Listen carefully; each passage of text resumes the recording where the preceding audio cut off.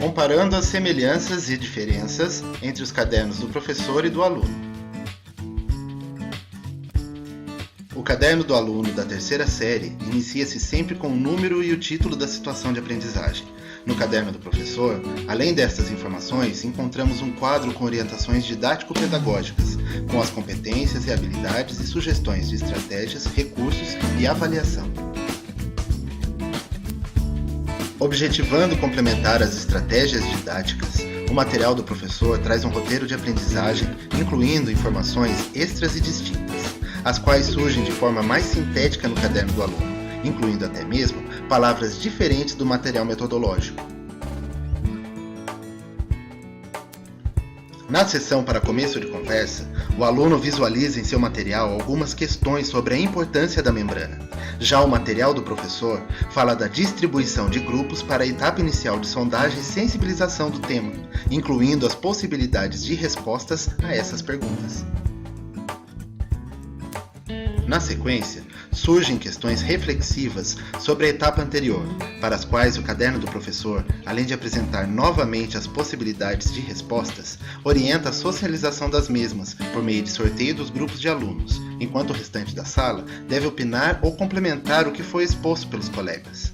Tanto no caderno do aluno quanto no caderno do professor, a situação segue com a leitura e análise de texto e imagem, cujo assunto é a entrada e saída de substâncias na célula. Porém, o material do professor faz a observação sobre a variedade de respostas possíveis e sugere a abertura de um novo debate sobre as respostas dadas.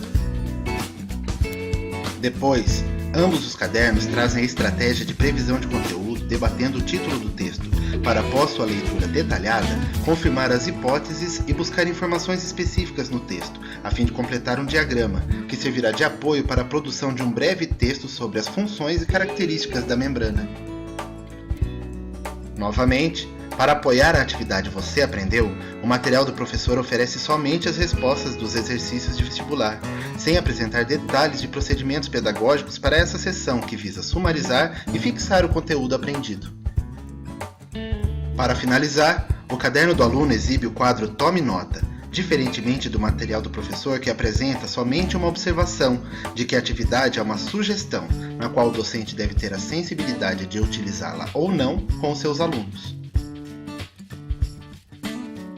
Sendo assim, podemos observar o funcionamento do caderno do professor em consonância com o material do aluno, incluindo as possibilidades de resposta às questões e o passo a passo metodológico.